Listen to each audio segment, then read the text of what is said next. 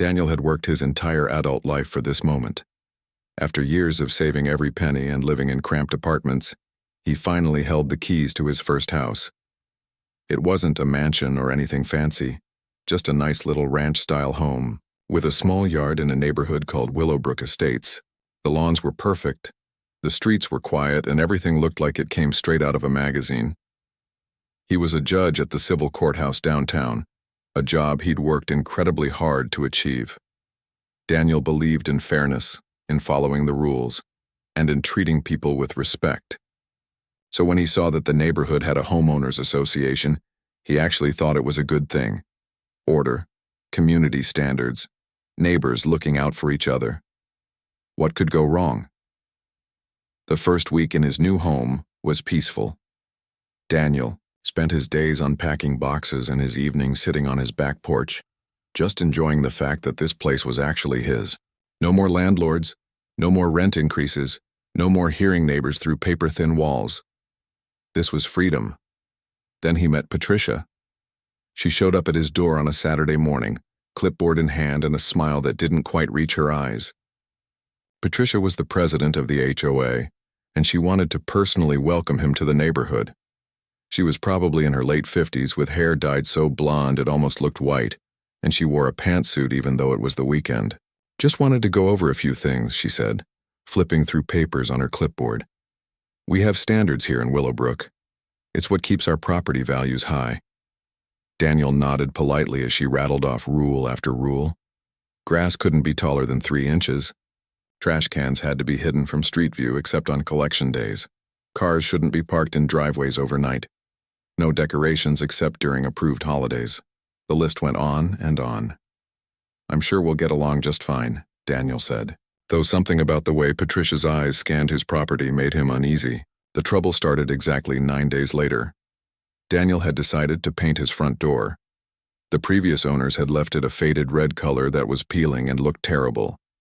He picked a nice navy blue, classic and clean. He spent a whole Sunday afternoon painting it, and when he stepped back to admire his work, he felt proud. The house already felt more like his. The next morning, there was an envelope taped to that freshly painted door. Violation notice was stamped across the top in angry red letters. According to Patricia, front doors in Willowbrook Estates must be colonial red, forest green, or black. Navy blue was not on the approved list. He had 7 days to correct the violation or face a fine of $50 per day. Daniel read the notice 3 times, certain it had to be a joke. He pulled out the HOA bylaws he'd been given when he bought the house and searched through every page. Nowhere did it say anything specific about door colors. There was a vague line about maintaining aesthetic harmony, but that was it. He decided to talk to Patricia directly. Maybe this was just a misunderstanding. It was not a misunderstanding. The rules are the rules, Patricia said when he called her. We've always required approved colors for front doors. But it's not in the bylaws, Daniel pointed out, keeping his voice calm the way he did in court. It's an understood standard. Everyone knows this. I didn't know this. And if it's not written down, how can it be enforced? There was a long pause on the other end of the line. When Patricia spoke again, her voice had gone cold. I'll be bringing this to the board. We take violations very seriously here. Daniel hung up, frustrated but not worried. He was a judge. He understood rules and laws. Patricia couldn't fine him for breaking a rule that didn't exist. 2 weeks later, it was the mailbox. Daniel's mailbox was the same one that had been there when he bought the house. Same mailbox that had been there for probably 20 years. But according to a new violation notice, it was 2 inches too tall according to postal regulations and neighborhood standards. Daniel measured it himself. The mailbox was exactly the height specified in actual postal service guidelines. He called Patricia again. I measured according to our neighborhood specifications, she said. What specifications? Show me where it's written. I'll email you the documentation. The email never came. Then came the driveway incident. Daniel came home from work one evening to find another violation notice. This one claimed that parking his car in his own driveway overnight violated aesthetic standards. Cars, according to Patricia, should be parked in garages to maintain the neighborhood's appearance. Daniel didn't have a garage. His house had a carport, same as half the houses on his street, and several of his neighbors parked in their driveways every single night. He started to realize this wasn't about rules. This was about something else entirely. At the next HOA meeting, Daniel showed up prepared. He brought copies of the bylaws, his violation notices, and a list of questions. There were about 15 other homeowners there, plus the 5 board members with Patricia sitting in the center like a queen on a throne. When it was time for homeowner concerns, Daniel stood up and calmly explained the situation. He showed how none of the violations Patricia had issued were actually in the bylaws. He pointed out the inconsistency of her enforcement. Patricia's face went red. "Are you calling me a liar? I'm saying the rules you're enforcing don't appear to be written down anywhere, and they're not being applied consistently. I've been president of this HOA for 12 years. I think I know the rules. Then show me where they're written." The room went silent. A few neighbors shifted uncomfortably in their seats. Daniel noticed some of them nodding slightly, like they agreed with him but were too afraid to say so. The meeting ended without resolution, but Daniel felt like he'd made his point. He was wrong. Over the next month, Patricia's attention on his property became obsessive. She would drive by his house multiple times a day. He'd see her car slowly rolling past, her head turned toward his yard. Once he caught her standing at the edge of his property with a tape measure, checking the height of his grass. The violation notices came constantly. His garden hose was visible from the street. His house numbers weren't reflective enough. His recycling bin was the wrong color. Each notice threatened fines that added up to hundreds of dollars. Daniel started documenting everything. Photos, dates, times. He kept every single notice. He even set up a camera doorbell after he found Patricia taking pictures of his house at 7 in the morning. His neighbors started approaching him quietly, in whispers when Patricia wasn't around. "She did this to the Johnsons 2 years ago," one woman told him. "They ended up moving." Another neighbor, an older man named Tom, pulled him aside after checking his mail one day. "She's done this before, gets fixated on someone and makes their life miserable until they leave. Most people just give up." But Daniel wasn't most people. He was a judge. He believed in rules, in fairness, in standing up for what was right. He had no idea how far Patricia was willing to go. The harassment didn't stop. If anything, it got worse after Daniel stood up to Patricia at that HOA meeting. It was like he'd declared war without even meaning to, and Patricia was determined to win. Every single day there was something new. Daniel would come home from a long day at the courthouse, exhausted from hearing cases and making difficult decisions, only to find another violation notice stuck to his door. Sometimes there were 2. Once there were 3 in a single day. She cited him for leaves on his lawn during fall. Leaves. From trees that weren't even on his property but blew in from the street. She claimed his outdoor light fixture was inconsistent with neighborhood character, even though it was the same fixture that came with the house. She measured his grass with an actual ruler and declared it was 3¼ inches, when the maximum was 3 inches. Daniel started keeping a folder. Every notice, every photo, every interaction went into that folder. As a judge, he knew documentation was everything. But he also knew something else was happening here. This wasn't about maintaining a nice neighborhood. This was personal. One Tuesday evening, Daniel decided to do something nice for himself. He'd been stressed, barely sleeping, and he thought planting some flowers might help. He'd always loved gardening, and his mother had taught him about native wildflowers before she passed away. So he spent a Saturday afternoon planting black-eyed Susans, purple coneflowers, and butterfly weed in his front yard. Native plants that needed less water, attracted pollinators, and honestly looked beautiful. Sunday morning, Patricia was standing in his yard before he'd even finished his coffee. "What is this?" she demanded, pointing at his flowers like they were radioactive. "Wildflowers," Daniel said, trying to stay calm. "Native species, actually. Better for the environment. This is not approved landscaping. Willowbrook Estates requires maintained grass or approved ornamental plants. These look like weeds. They're not weeds. They're native wildflowers. They're actually better for— I don't care what they are. They're a violation. Remove them immediately." Daniel set his coffee mug down carefully, using every ounce of his courtroom composure. Patricia, I've read the bylaws front to back. There's nothing that says I can't plant flowers in my own yard. The landscaping must be neat and maintained. These are neat. These are maintained. They're just not grass. Patricia's face went from red to almost purple.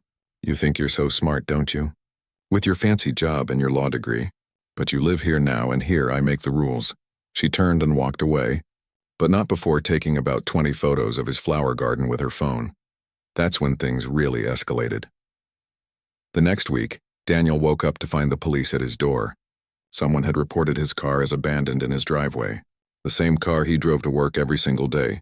The officer looked embarrassed when Daniel explained the situation. "Let me guess," the officer said. "HOA president named Patricia? You know her? We've gotten calls from this neighborhood before. Look, I have to respond to every report, but I'll make a note in the system. Sorry about this." It happened 2 more times that month. Same thing. Different officers, same embarrassed apologies. Then Patricia called the city inspectors claiming Daniel was running an illegal business out of his home. He wasn't. He was a judge who occasionally brought paperwork home like most people with professional jobs. The inspector came, looked around, found nothing, and left. But it was another morning of missed work, another hassle, another intrusion. Patricia tried to claim his sprinkler system was wasting water and reported him to the water department. She filed complaints about noise when Daniel had a few friends over for dinner on a Friday night at 7 p.m. She told neighbors he was bringing down property values and encouraged them to shun him. Most people were too scared of becoming her next target to defend him, but a few brave souls reached out quietly. An elderly veteran named Mr. Chen, who lived 2 doors down, stopped by one evening. "I wanted to warn you," Mr. Chen said, his voice low. "Patricia did this to a young couple 3 years ago. They had a baby, and she kept calling the police about the baby crying, said it was disturbing the peace. They eventually moved because they couldn't take it anymore." "Why doesn't anyone stop her?" Daniel asked. "She controls the board. The other members are either scared of her or agree with her. Anyone who's tried to stand up to her has either left or given up." Mr. Chen paused. "But you're different. You're a judge. Maybe you can actually do something." Daniel decided to try. He consulted with a lawyer friend who specialized in property law. Together, they drafted a formal cease and desist letter, citing harassment and demanding Patricia stop her targeted enforcement. The letter was professional, clear, and backed up with 6 months of documentation. Sending that letter was a mistake. Or rather, it was the right thing to do, but it made Patricia absolutely furious. 2 days after receiving the cease and desist, Patricia called an emergency HOA meeting. She presented the board with a list of accumulated violations that she claimed Daniel owed fines for. According to her calculations, he owed over $4,000, and if he didn't pay within 30 days, the HOA could begin foreclosure proceedings on his house. Daniel showed up to that meeting with his documentation and the actual bylaws. He went through every single violation, showing how none of them were legitimate. He proved that Patricia had invented rules that didn't exist and enforced them selectively against him, while ignoring the same issues at other properties. For a moment, he thought he'd won. 2 of the board members looked uncomfortable. One actually spoke up and said, "Patricia, this doesn't seem right." But Patricia wasn't done. "This is exactly what I've been talking about," she said, her voice shaking with barely controlled rage. "He thinks he can come into our neighborhood and disrespect everything we've built. He thinks the rules don't apply to him because he's a judge. Well, I have news for you, Your Honor." She practically spat the title. "You don't get to judge us here. This is my neighborhood. It's my neighborhood too," Daniel said quietly. "I bought my house legally. I pay my fees. I follow the actual rules. What I won't do is follow made-up rules that only seem to apply to me." The meeting ended badly, but something had shifted. 3 of the 5 board members approached Daniel privately over the next week. They were tired of Patricia's behavior too. They agreed that she'd gone too far. They said they'd support a vote to remove her as president. The vote was scheduled for 6 weeks away. For the first time since moving in, Daniel felt hope. Patricia's reign of terror was about to end. That's what he thought. Anyway, he didn't notice Patricia sitting in her car across the street that night, watching his house with an expression that had moved far beyond anger into something much more dangerous. He didn't know she'd gone home and spent 3 hours searching the internet for things she should never have been searching for. And he had no idea that in Patricia's mind, if she couldn't force him out through rules and harassment, she'd found another way to make him leave. A permanent way. October 17th started like any other Tuesday.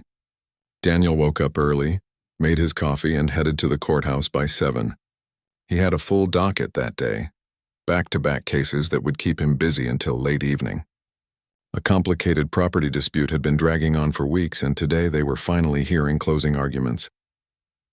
Around 9 that night, his phone rang.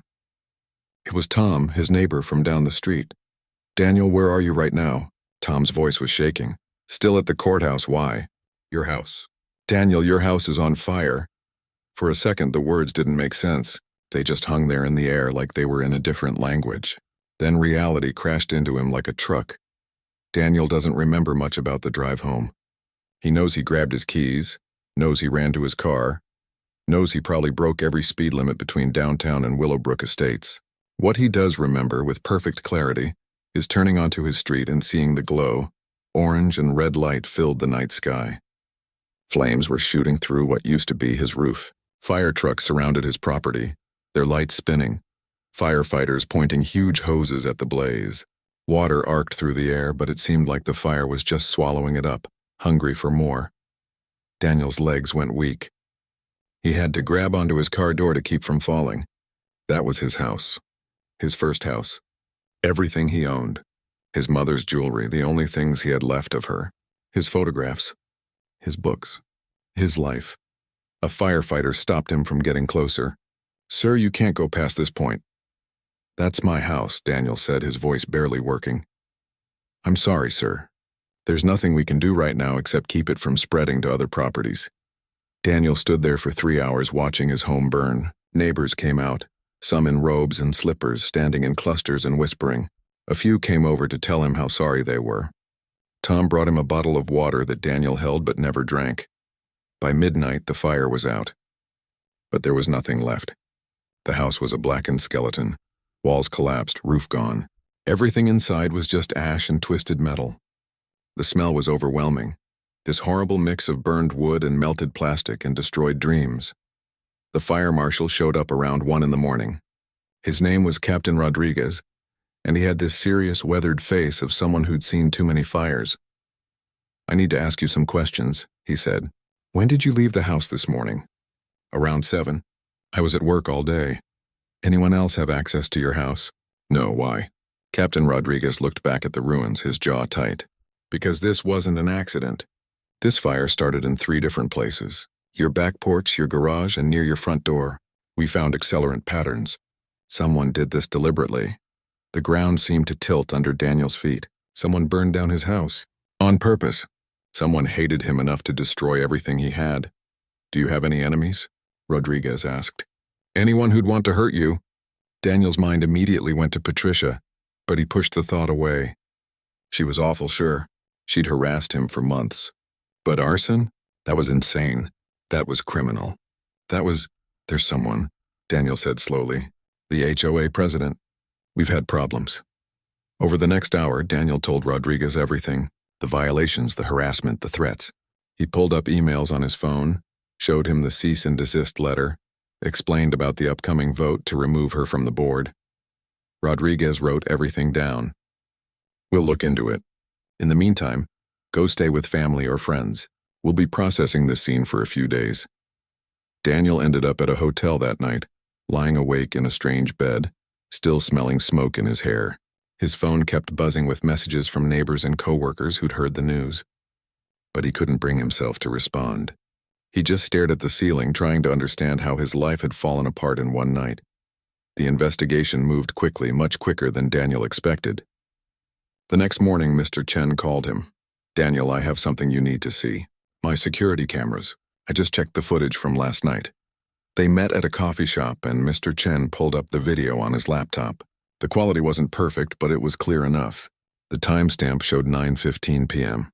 A figure approached Daniel's house from the side yard carrying what looked like gas cans. The person moved around the property, stopping at 3 different points: the back porch, the garage, the front entrance. The figure walked with a distinctive gait, slightly stiff in the knees. And there, parked at the end of the street where they probably thought no one would notice, was a white SUV that Daniel recognized immediately. Patricia drove a white SUV, not just any white SUV, but one with a specific dent in the rear bumper from when she'd backed into a mailbox 2 months ago. "I already sent this to the fire marshal," Mr. Chen said quietly. "I hope I did the right thing." "You did," Daniel said, though his voice sounded hollow. Even seeing the evidence, part of him couldn't believe it. Patricia had actually burned down his house. The investigators moved fast after that. They pulled Patricia's credit card records and found purchases at a hardware store the day before the fire. 5-gallon gas cans and a pack of lighters. They got a warrant for her computer and found search history that made Daniel's blood run cold. How hot does house fire burn? Do cameras work at night? How long does arson investigation take? They found fibers in her car trunk that matched fabric recovered from the scene, soaked in accelerant. They interviewed the hardware store clerk who remembered Patricia because she'd insisted on paying cash, but used her rewards card anyway, which linked the transaction to her account. 4 days after the fire, police arrested Patricia Henderson at her home. She was charged with first-degree arson, destruction of property, and reckless endangerment. The bail was set at $200,000. Daniel watched the news footage of her being led out in handcuffs, and he felt nothing. Not satisfaction, not anger, not relief. Just this vast emptiness where his life used to be. The story hit the local news first, then spread. HOA president accused of burning down judge's home made headlines. Social media picked it up. People called Patricia HOA Karen, and the story went viral. Everyone had an opinion, everyone wanted to talk about it. But Daniel just wanted his house back. He wanted his mother's jewelry, the photo albums from his childhood, the books he'd collected over years. He wanted to stop waking up in hotels and friends' guest rooms, wearing borrowed clothes because everything he owned was gone. Patricia posted bail after 3 days. Her husband, who everyone said was a quiet guy who mostly stayed out of her HOA business, filed for divorce within a week. The HOA board immediately voted her out and issued a statement saying her actions didn't represent the community. But the real legal battle was just beginning.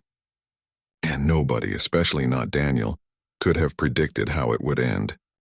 The trial took 8 months to start. 8 months of Daniel living out of a temporary apartment, dealing with insurance companies, and trying to rebuild his life while knowing that the woman who destroyed it was walking around free on bail. Patricia pleaded not guilty to all charges. She hired an expensive defense attorney, some guy in a $1,000 suit who immediately started talking to the media about how this was all circumstantial evidence and a rush to judgment. He claimed the security footage was too grainy to definitively identify anyone. He said the credit card purchases were innocent, that Patricia was just buying supplies for yard work. But the prosecution had an airtight case, and they knew it. The trial started on a cold morning in March. The courtroom was packed with reporters, curious locals, and people from Willowbrook Estates. Daniel sat in the front row of the gallery, wearing one of the new suits he'd had to buy since all his others had burned. He felt strange sitting on this side of a courtroom, being a spectator instead of the judge. The prosecution laid it all out systematically. They showed the security footage from Mr. Chen's camera. They brought in the fire marshal who explained how the fire had been deliberately set in 3 locations using an accelerant. They presented the credit card receipts, the store surveillance showing Patricia buying the gas cans, the search history from her computer. The defendant searched how hot does house fire burn at 10:47 p.m. the night before the fire, the prosecutor said, letting that sink in. At 11:23 p.m., she searched do security cameras work at night. At 11:56 p.m., how long does arson investigation take? These are not the searches of an innocent person. The defense attorney tried his best. He argued that lots of people search random things online. He claimed someone could have used Patricia's computer. He suggested the person in the security footage could have been anyone, that white SUVs were common. But then the neighbors started testifying, one after another. People from Willowbrook Estates took the stand and described Patricia's campaign of harassment against Daniel. They talked about the constant violation notices, the made-up rules, the threats. A woman named Jennifer broke down crying as she described how Patricia had driven her family out of the neighborhood 2 years earlier, with similar tactics. She told me if I didn't like the rules, maybe I should leave, Jennifer said. She made living there so miserable that we had no choice. We sold at a loss just to get away from her. An older couple testified about how Patricia had fined them thousands of dollars for violations that weren't in the bylaws, pushing them to the edge of financial hardship. A single dad talked about how she'd called child services on him multiple times with false claims of neglect after he disagreed with her at an HOA meeting. The pattern was clear. Patricia didn't just dislike people who challenged her. She destroyed them. Tom testified about the things Patricia had said in the weeks before the fire. She told me that Daniel wouldn't be a problem much longer, Tom said. When I asked what she meant, she just smiled and said problems have a way of solving themselves. The prosecution's star witness was the hardware store clerk, a college kid named Brian who remembered Patricia very clearly. She was weird about the whole thing, Brian testified. She asked me about which gas cans were hardest to trace, which I thought was a strange question. She paid cash, but then used her rewards card anyway because she wanted the points. I remember thinking that was odd, trying to be sneaky but then linking it to her account. Anyway, the defense tried to paint Patricia as a dedicated community servant who was being railroaded by a vindictive judge who couldn't handle being told to follow the rules.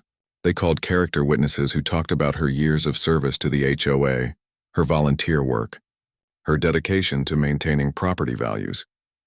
But then the prosecution played Patricia's interview with the police from the night of her arrest. She'd been so confident, so sure she'd covered her tracks, and in that confidence she'd said too much. I don't know what you're talking about, Patricia's voice came through the speakers. I was home all night. Were you? The detective asked. Because we have footage of your vehicle in the area. That's impossible. You can't prove that's my car. We haven't told you what area we're talking about, Patricia. There was a long silence on the tape. Then, I want a lawyer. The jury saw it all. They saw the evidence, heard the testimonies, watched Patricia's lawyer scramble to create reasonable doubt where none existed.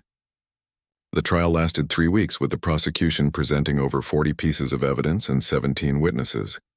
Daniel testified for an entire day. He described the harassment, showed emails and violation notices, explained how Patricia had threatened him. But mostly he talked about what he'd lost. My mother passed away when I was 23, Daniel said, his voice steady but quiet. I had her wedding ring, her favorite necklace, photos of her from when she was young. All of that was in my house. All of that is gone now. You can't put a price on those things. You can't replace memories. The defense attorney tried to rattle him during cross-examination, suggesting Daniel had provoked Patricia, that he'd been difficult and argumentative. Daniel stayed calm. I followed the rules, he said simply. The actual rules, the ones written in the bylaws. What I wouldn't do is follow made-up rules that only applied to me. That's not being difficult. That's called standing up for yourself. When it came time for closing arguments, the prosecutor stood in front of the jury and spoke clearly. Patricia Henderson didn't just burn down a house. She tried to destroy a man's life because he dared to question her authority. She harassed him for months, and when that didn't work, when he stood up to her and other people started to agree with him, she decided to eliminate the problem permanently. The evidence is overwhelming. The footage, the purchases, the searches, the timeline, all of it points to one conclusion. Patricia Henderson is guilty. The defense's closing argument was weaker, full of what-ifs and possibles and maybes. They had no real counter to the mountain of evidence. The jury got the case on a Friday afternoon. By Monday morning, they'd reached a verdict. Daniel was in his temporary apartment when he got the call. His hands shook as he drove to the courthouse. The courtroom was even more packed than before. People standing in the back because all the seats were taken. Patricia sat at the defense table, her face blank, that perfect hair still perfect, acting like she was above all of this. Has the jury reached a verdict?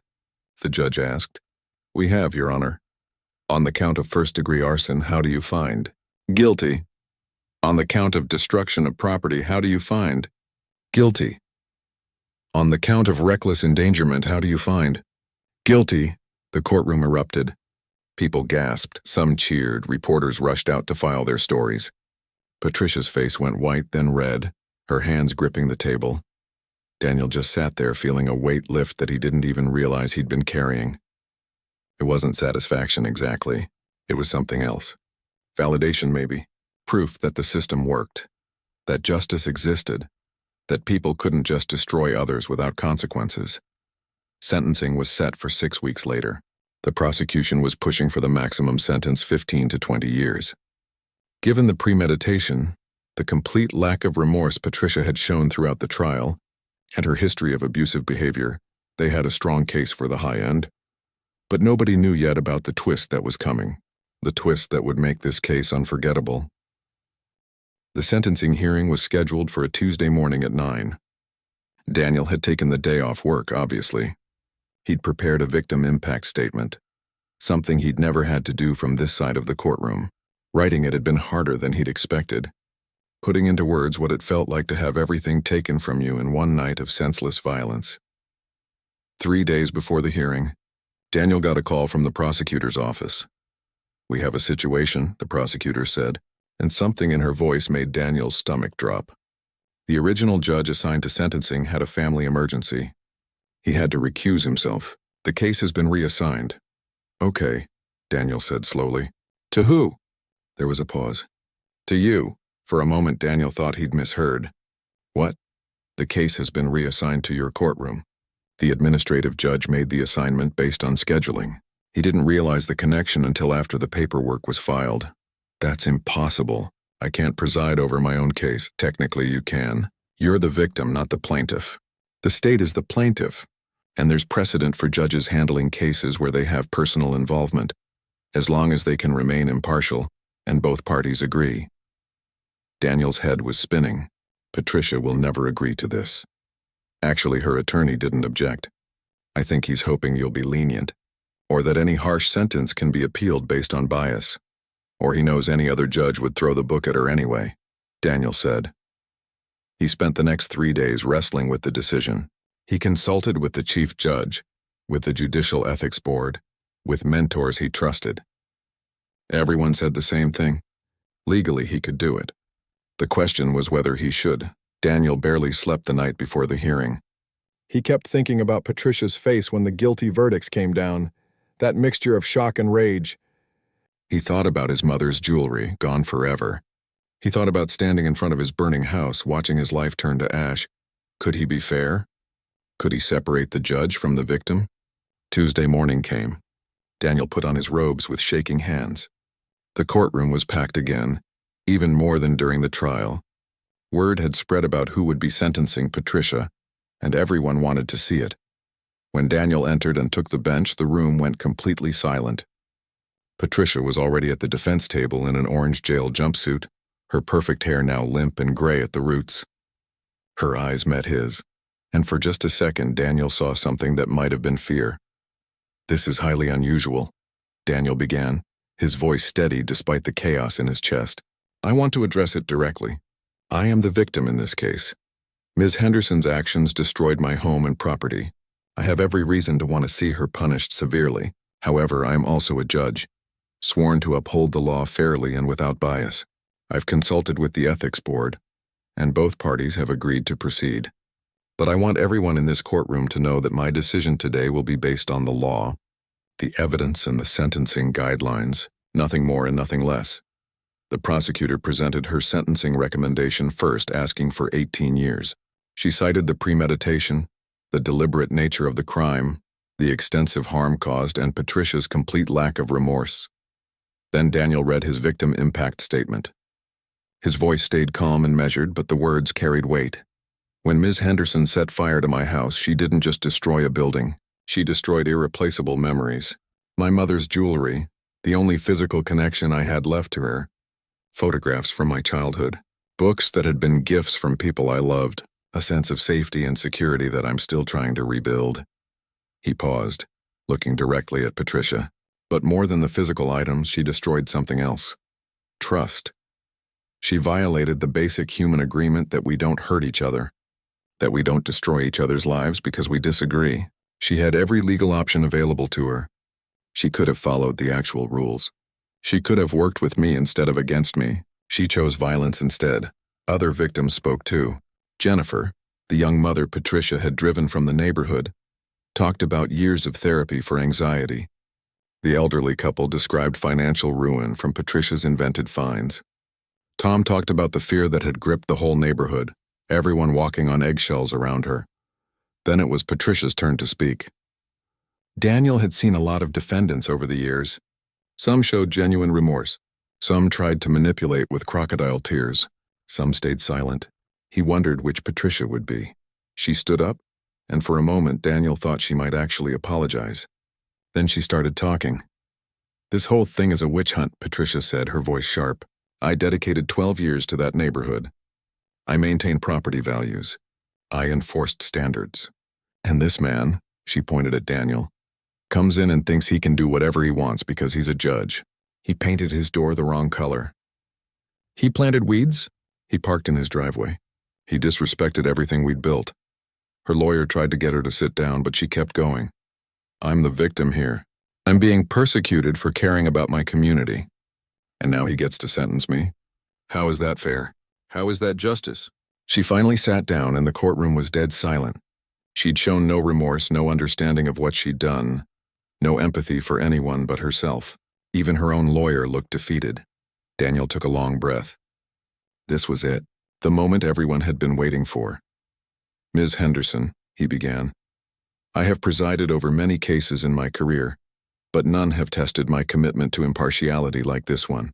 I've spent weeks examining my own feelings, consulting with colleagues and ensuring that my decision would be just, not vengeful." He paused, organizing his thoughts. "You had many opportunities to choose a different path.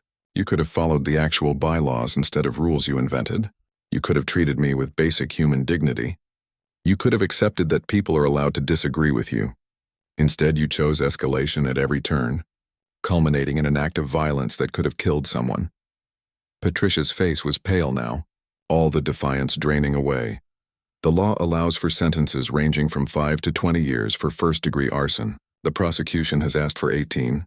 I've considered the nature of your crime, the premeditation involved, the harm you caused not just to me but to many people over many years, and most importantly, your complete lack of remorse even now." Daniel looked at Patricia directly. "I sentence you to 18 years in state prison." The courtroom exploded with noise. Patricia's face went from pale to red, and she started screaming at Daniel, calling him corrupt, saying he had no right to judge her, that she'd done nothing wrong. Bailiffs had to restrain her as she was led out, still yelling. Daniel sat there for a moment after she was gone, feeling drained but also, finally, at peace. He'd done his job. He'd been fair. Justice had been served not because of his personal feelings, but despite them. Over the following months, Patricia's appeals were denied at every level. Multiple judges reviewed the case and found no bias, no impropriety, nothing that would overturn the sentence. The evidence had been overwhelming. The sentence had been appropriate, and Patricia's own behavior at sentencing had only confirmed she remained a danger. The HOA dissolved and reformed with new leadership and completely rewritten bylaws that included protections against harassment. Daniel used the insurance money to rebuild his house, this time with security cameras and a support system of neighbors who'd become real friends. On the 1-year anniversary of the fire, Daniel stood in front of his newly rebuilt home. The navy blue door was there again, brighter than before. Mr. Chen had planted flowers along the fence line as a housewarming gift. Tom and several other neighbors had helped him move furniture in. The house looked different, but it felt like home.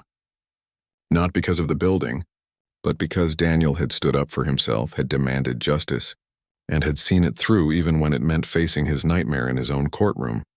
Patricia would spend the next 18 years in prison, and when she got out, she'd be in her 70s. Her reign of terror over a neighborhood finally ended. Sometimes Daniel thought about her, wondered if she'd ever understand what she'd done. Probably not, but that wasn't his problem anymore. He'd moved on, rebuilt his life, and learned something important. Justice isn't about revenge. It's about accountability. It's about saying that actions have consequences, that people can't destroy others without answering for it. And on quiet evenings, sitting on his back porch in the house he'd built twice, Daniel felt something he hadn't felt in a long time. Safe.